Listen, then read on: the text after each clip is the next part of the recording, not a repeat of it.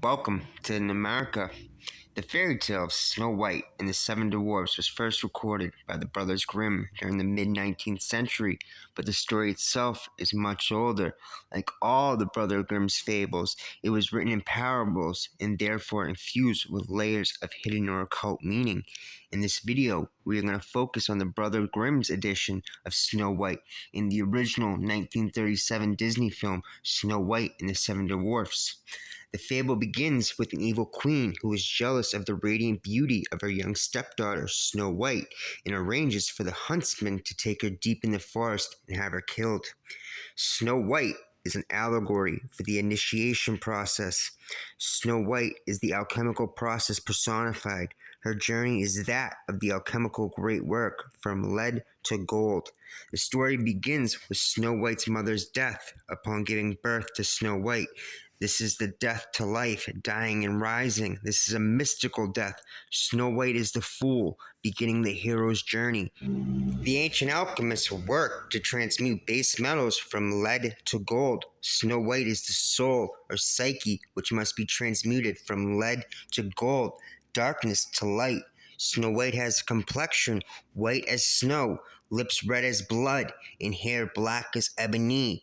White, red, and black are the three primary colors of the alchemical process. The three phases of the alchemical process are Nigredo, which is black, Albedo, which is white, and Rubedo, which is red. The ancient alchemists believed that these three colors symbolize the progressive purification of matter and mind, matter to spirit. The three colors, black, white, and red, are used to symbolize the psyche or soul's evolution into higher states of consciousness. We will return to the three alchemical colors, black, white, and red, in a few minutes. Now, Bruno Batella claims that explaining a fairy tale can detract from the story's enchantment, which depends to a considerable degree on us not quite knowing why we are delighted by it. Like a wicked face of an evil queen in beautiful makeup, fairy tales are a form of glamour magic. The wicked queen, who is Snow White's stepmother, represents the evil demiurge, who is jealous of Snow White's divine spark and matter. Snow White is the divine feminine.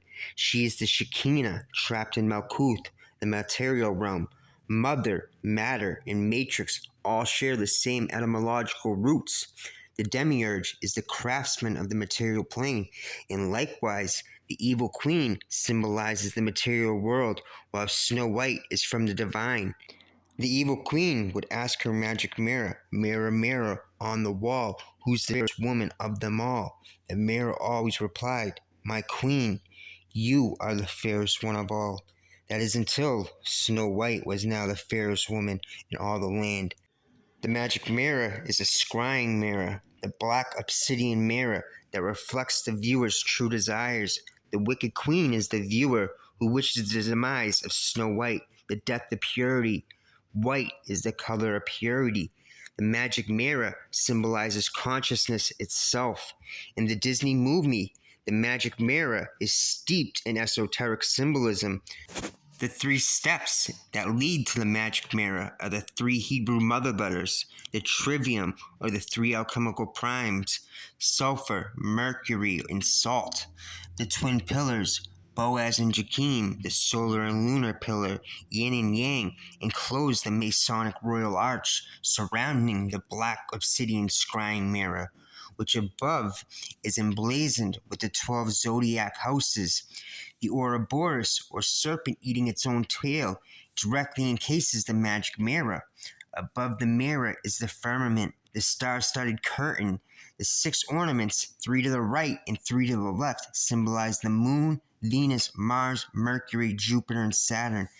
The sun is in the center, directly above the mirror. This is the Masonic royal arch. The image of the magic mirror is striking, to say the least. It is a model of the cosmos, perfectly placed into a Disney movie. The wicked queen, who is Snow White's stepmother, is the antagonist of the fairy tale. She is Snow White's ego and shadow, which must be conquered. Now, in the fable, Snow White's father is absent. This symbolizes Snow White's lunar aspect without the balance of the solar, the divine feminine without the masculine. Now, in the Brother Grimm's fairy tale, Snow White is 7 years old. 7 is the number of God's grace and perfection.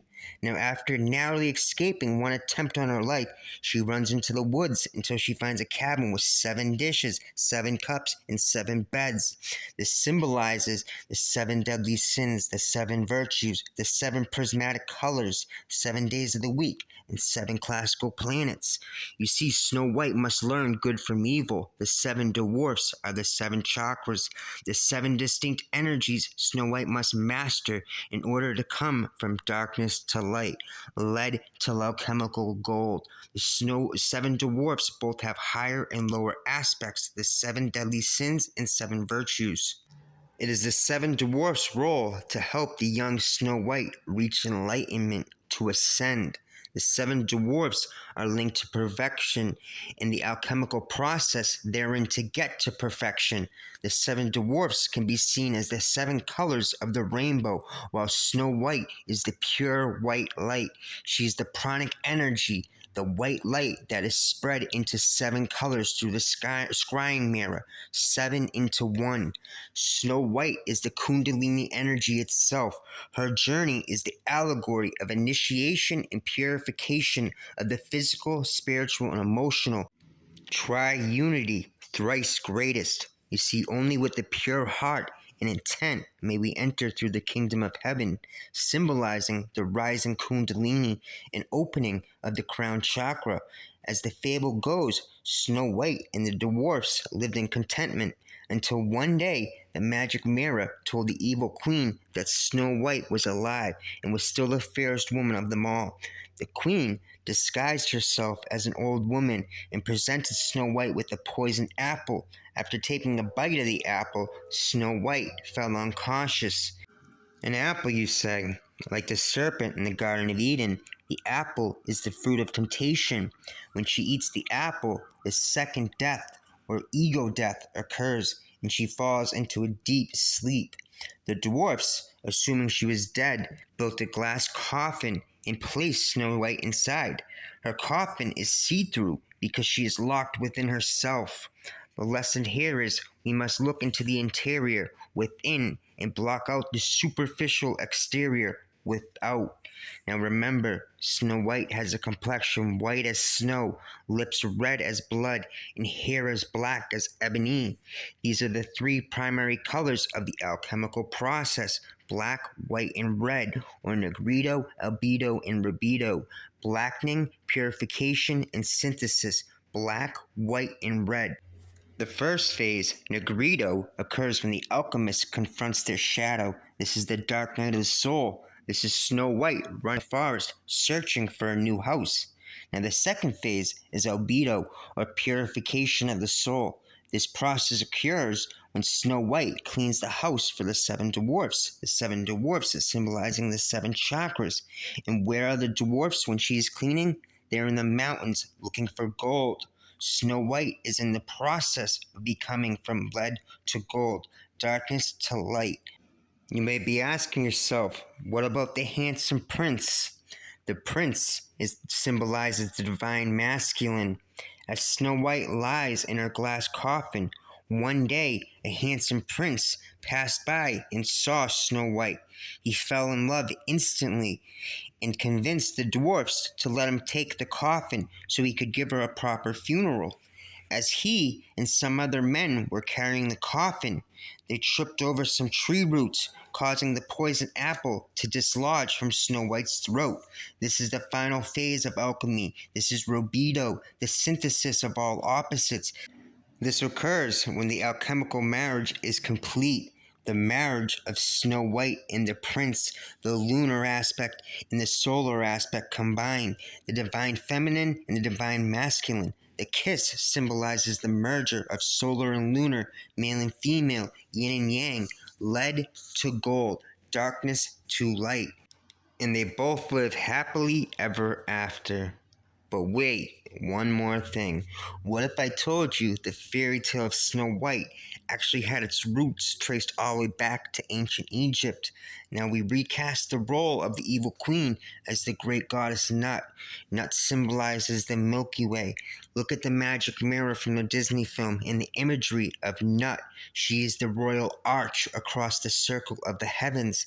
The sun, Ra, was said to have been swallowed and then reborn by Nut, a story that traces the course of the sun during the year. Again, the background of the Milky Way, and in a similar fashion in Greek mythology, Aphrodite, or Venus, was said to have been born in the foam of the sea. But in Egyptian mythology, Nut becomes greatly afraid of being outshone by the other goddesses, the other planetary bodies. So the jealous Nut looks into her magic mirror and asks Mirror, Mirror, who is the fairest queen in the heavens? And since Nut arches her body across the heavens and looks down upon the earth, the great mirror of Nut is the Mediterranean Sea, an enclosed lake that reflects the entire vista of the heavens above. As above, so below. Nut's magic mirror tells her the fairest goddess in all the land is Selene, the full moon, the beautiful, glistening goddess. So Nut, the evil queen, sends the huntsman to kill Snow White, the moon, Selene. Who is the huntsman? The huntsman is the constellation of Orion, who each year kills the bull of heaven, Taurus. Orion, the huntsman with his hunting dogs, the constellation of Sirius, the big dog. The seven dwarfs are the Saptarishi, the seven sages, the immortal seven, known as the Big Dipper or Ursula Major, that circle around the pole star. Like the seven dwarfs are the seven mentors or chakras of Snow White. The Big Dipper is the seven sages of humanity. The prince is the dying and rising sun god. The sun and the moon embrace, causing an eclipse or a red blood moon, like the poisoned apple. Not to mention, the apple symbolizes a Taurus field. Now, as you can see, Snow White is not only an alchemical allegory of the soul's journey from lead to gold, but a celestial story written in the stars. Now, I hope you guys enjoyed this video. If you enjoyed this video, maybe in the future I can cover some more fairy tales and fables. Thank you to each and every one of my Patreons. For exclusive content and a way to support the channel, make sure to check out my Patreon. The digital and physical copies of my new book, The Book of Number, Everything Lies Veiled in Numbers, is available now. The links are in the bio. While you are there, you might as well grab a copy of Piercing the Veil as well. A bundle with both the books is also available.